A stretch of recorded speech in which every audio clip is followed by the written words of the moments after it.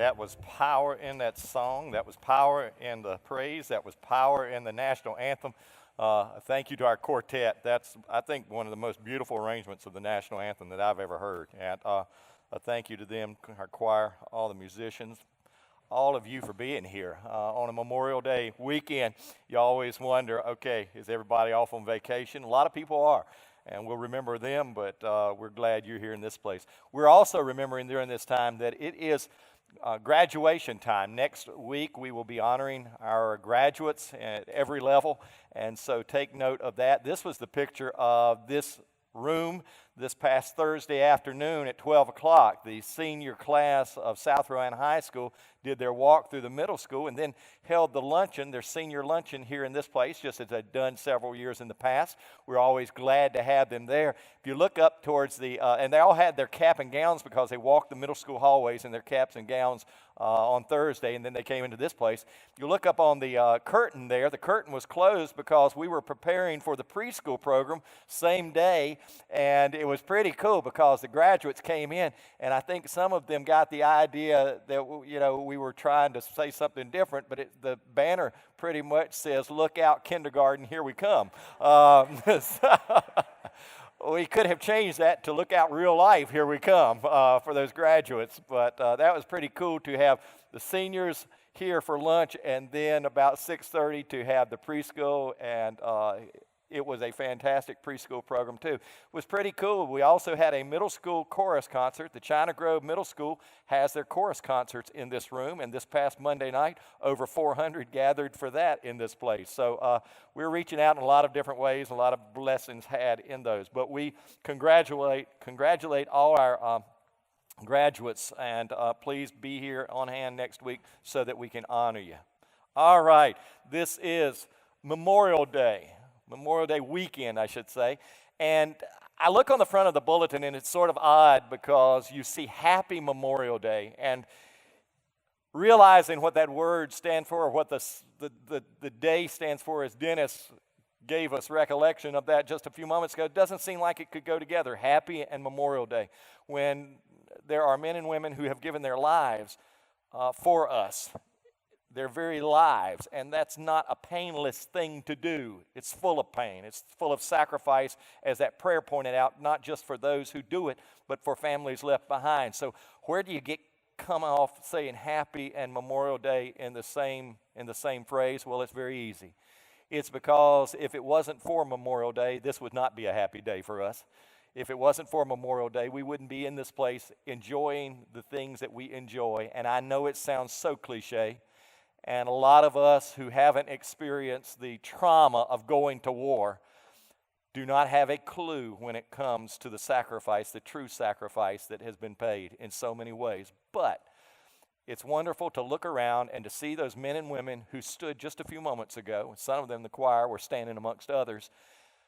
And to give thanks for the lives of those who played a part in making this a happy day for us today. There are still those in harm's way. And we'll talk about that a few more in a little bit. But there are still those in harm's way, and they need prayer in huge ways. So challenge for you. If you saw someone standing up beside of you, near you, in front of you, before they leave today, you catch them by the hand, and you say thank you for their service. Because if it wasn't for them, it's not cliche, we wouldn't enjoy the freedom we enjoy to do what we do in this place, as pointed out just a moment ago. Several years ago, there was a 90-year-old man by the name of Van Barefoot.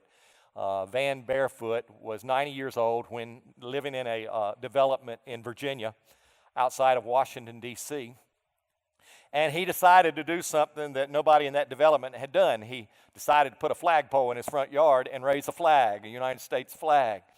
Well, very quickly, the Homeowners Association came to Mr. Barefoot and said, or Barfoot, I'm sorry, Mr. Barfoot, and said, "I'm sorry, but you cannot do that. It's against homeowners regulations rules."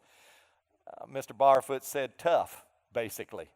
And even though he did not mean for his story to make national news, it did. It made national headlines, and here's the reason why.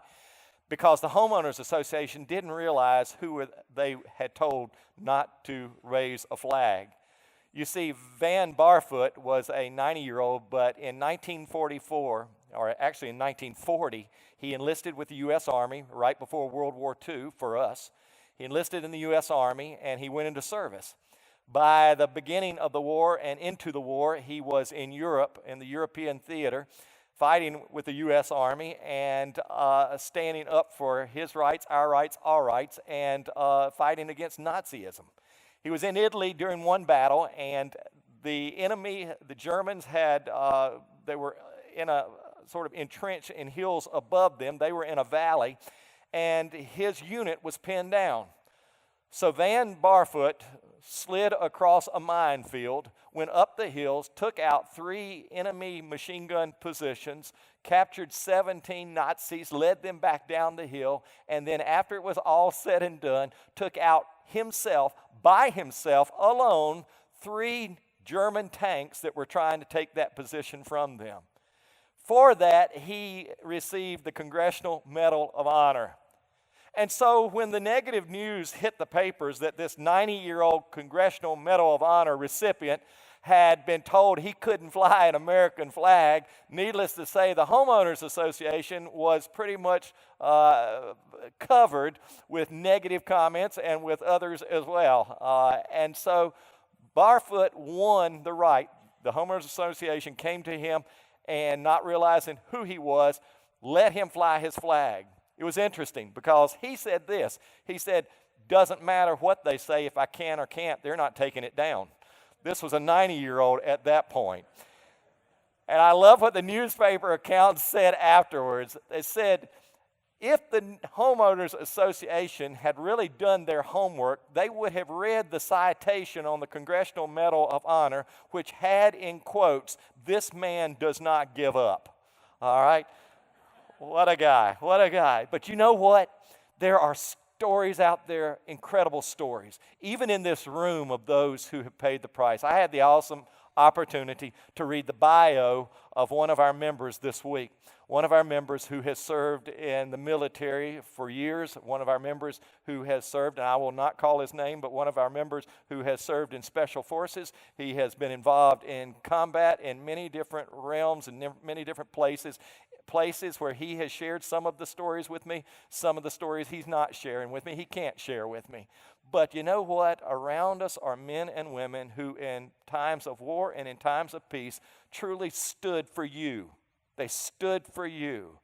You know, don't get me started on the national anthem, all right? Don't get me started on there. These folks stood for you, and many of them paid the price, and I am so much like Dennis Redfern, who said a while ago, if you want to see the cost, go down the hallways of the VA, or go out the back door and into that national cemetery and walk amongst the headstones, and you will see row after row after row of those who truly have paid the cost in so many ways.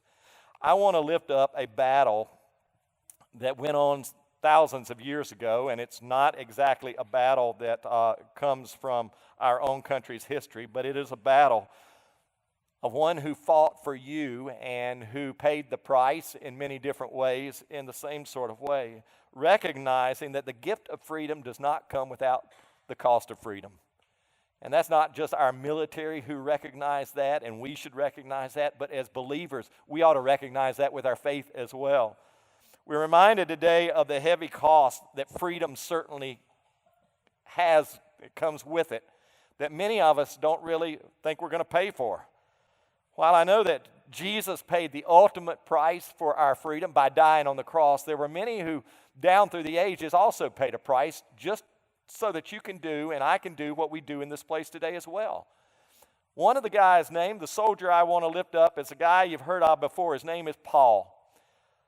Paul, the fight he was facing is found in Galatians chapter 2, and I invite you to turn there with me because we're going to dig into some deep, some heavy-duty water today. We're going to dive into, and I want you to see this fight that goes on for freedom. And I'll show you how it corresponds in just a few moments. But Paul is fighting a fight against people who think that in order to get to heaven, you got to follow a list of rules and regulations of do's and don'ts. And Paul believes that when Jesus died on the cross, that was the ultimate battlefield, that was the ultimate soldier, that was the ultimate price paid.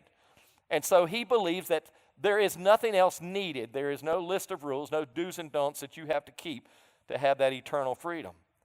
The battle begins with Paul facing some opposition from an unlikely source. And it's really odd here because what Paul is getting is friendly fire in Galatians chapter 2. He's friendly fire because he's going up against someone by the name of Peter. Now, this is weird because we think Paul and Peter are wearing the same uniform. They've got the same jersey. They're on the same team. But at times, believe it or not, church people always don't get along, okay? I know that is so hard to believe. I know you do not understand that. You've never seen it in your life. But believe it or not, Christians don't always agree with one another. And here in Galatians 2, you have this fantastic, incredible, and very eye-opening experience of a battle that's going on between two heavyweight champions. The place that the battle is going on is a city called Antioch. This is the battlefield. This is the place where the Christian church was first established, all right, the Gentile Christian church. It was the place where Christians are first called Christians, all right, Christ-like. It was a place where Paul had been before, but he comes back to it again. And so as you turn to Galatians 2 and you look this over, let me sort of set the stage for you. Paul has been to Jerusalem to meet with some of the heavyweights, Peter and James and John. Paul is an outsider. He is not one who has witnessed Jesus Christ, not like all these other guys. Paul is one who has tried to destroy the church. He would almost be like Van Barfoot meeting one of those Germans, maybe one of those Germans he had captured, one of these guys who was against everything we were for, and all of a sudden one of these Germans saying, I want to be on your side now. Well, Paul had done that. Paul had tried to destroy the church. He tried to kill Christians. And now you got Paul standing in front of people saying, I don't want to do that anymore. I want to be a preacher. I want to be an evangelist, a missionary. I want to stand for Christ. And so the bigwigs are looking at him and saying, we don't know if we can really trust you yet, Paul. We're not so sure. And if we can, we're not so sure we can send you out into the congregations of those churches that you tried to destroy, of those people you tried to destroy, and that they're going to accept you. And so Paul goes through this counsel and he deals with all the red tape that goes along with it. And finally, they give him an okay. They say, okay, we trust you. You can go to Antioch. We want to send you to Antioch. We're going to send somebody with you. His name's Barnabas, all right? He's going to be your sidekick. You're going to be co-pastors, if you would. And so they send Paul and Barnabas to Antioch. They're ministering for a while in that place. They're building up the church. And all of a sudden, Peter comes. Peter comes to town. And this is where we pick up with the scripture and the battle that commences. So here we go. Verse 11, chapter 2. When Peter came to Antioch, Paul says, he's writing this, I opposed him to his face because he was clearly in the wrong. This is so cleaned up for us. It is so cleaned up. The King James says, instead of saying clearly in the wrong, he says Peter is to be blamed. That's cleaned up too. The real verses say, or the real Greek says, when Peter came to Antioch, I opposed him to his face because he should be condemned. He should be condemned. I mean, this was the fight that was going on when Paul came up against Peter in this situation, looking at him in the face and saying, you should be condemned. You, Peter. Now, again, what was the problem? Well, we get into it in the next verse. We see the why. Before certain men, verse 12, before certain men came from James, before certain men came from James, he used to eat with the Gentiles. This was Peter, I'm sorry. But when they arrived, he began to draw back and separate himself from the Gentiles because he was afraid of those who belonged to the circumcision group. Now, we're not so sure how long Peter had been there before this confrontation came about, before Paul and Peter butted heads, so to speak. But here's what happened. Peter comes to Antioch. Paul is already ministering there. Everything's peaceful. Everything's smooth. Peter comes in, and they look at Peter as a hero, as if, like, he didn't need his credentials checked out. He's like Jesus' right-hand man. And it says that Peter got to eating with the Gentiles. Now, realize the church in Antioch is made up of mostly Gentiles and a few Jews, a few Jewish people who had come to believe in Christ. And so you've got this mixed group here. And here is James sending a delegation to check because they hear Peter's in town, and Peter is doing something kind of odd. Peter is over at the table eating with the Gentiles. Now, Peter's Jewish, And he's eating with Gentiles, and he's tasting things like ham biscuits and barbecue, and he's tasting bacon for the first time, and he's saying, this is pretty good stuff. This is not bad. And he's enjoying it, Scripture even says. But from what we learn in the book of Acts, it seems that when word got back to Jerusalem how much Peter was enjoying himself in Antioch, James, one of the pillars of the church, sends this delegation to check things out. Something's going wrong here. Now, to understand this story, you got to understand that the church in Antioch, again, is this mixed group. So what they would do is before every worship service, this is neat, this is a great idea, they had a covered dish meal, all right? Okay, they called it a love feast, but it was a covered dish meal, and everybody would bring something. There were 2 different tables. In that group, there was a kosher table, and that was the Jewish food that was clean for the Jewish people to eat. On the other side of the room was a Gentile table. And if you were Gentile persuasion, you came and you laid your meal over here. Well, what happened was when Peter came, he's already seen Paul there. Peter sees what's going on, and he wanders over to the Gentile table, and he has a taste. And it's interesting. J. Vernon McGee once described this scene. I want you to picture it for a second. He said that when Peter came to visit, he noticed that Paul was over at the Gentile table. And so Peter says to Paul, "What are you eating?" And Paul says, "I'm having pork roast, and it's really good," all right? And Peter asks, "Is it really good?" And so Paul says, "Peter, why don't you come over and taste it?" And Peter does, because Paul basically says, "Why don't you come over and try some? After all, it's not what you eat that commends you to God, but it's His grace that does so." And Peter goes out and he joins Paul, and he enjoyed it. And so he says, "I think I'll come back tomorrow." And Paul says, "Why, Peter? Are you coming back tomorrow?" He says, "I hear they're having ham, so I'm gonna come back." And so the next day he's eating his ham, and all of a sudden in walks the delegation that James has sent of bigwigs from Jerusalem. Now picture the scene. Peter's standing over at the Gentile table with a ham biscuit in his mouth. He looks at the door, and all these Jewish bigwigs, heavyweights, come in the door. What Paul sees Peter do is being a hypocrite. He puts the ham biscuit down, and he walks over to the kosher table, and he joins that group. He joins that group. And he acts as if he's shunning the ones who he was just pals with, who he was just friends with. What Paul sees out of Peter is that he's a hypocrite. He is compromising what he knows to be right. He's trading the freedom that is in Christ for the fear of not being accepted by his friends. All right?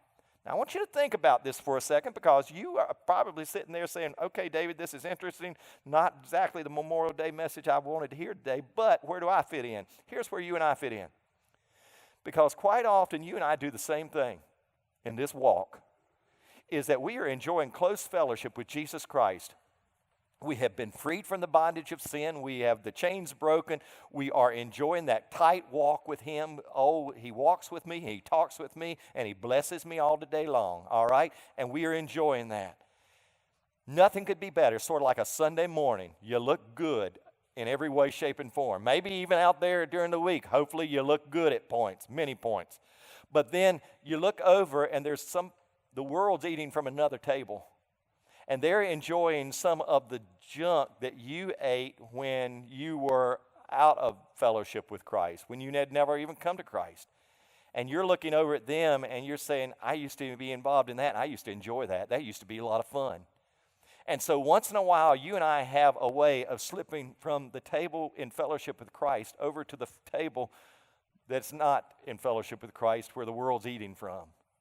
And we slip away from that moment when we were so close. Paul is looking at Peter, and he's saying, "Peter, that's exactly what you just did.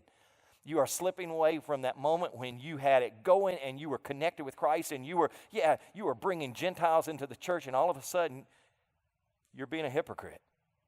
You're back to a slave, being a sin of what you were saved from." And needless to say, there are consequences to pay when this comes about. Look at verse 13.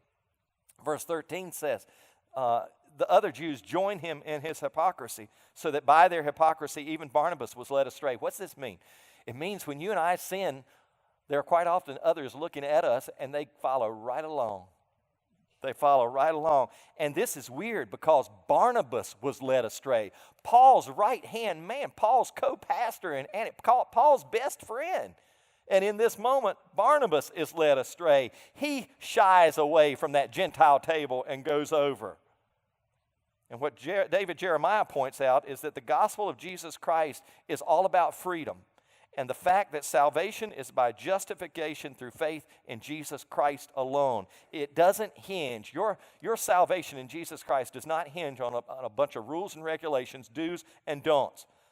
But out of the pressure of their peers, Peter had given a false testimony of what it meant to be a Christian and led others astray. And that's why verse 11 says, Paul looked at him straight and said, I opposed him to his face. I condemned him. Now, it would have been really interesting to sit in that room or to stand in that room and see Paul go up against Peter in this way. It had been kind of scary, I think. I mean, you know, it's not exactly two meek and timid people going at each other. It's like these are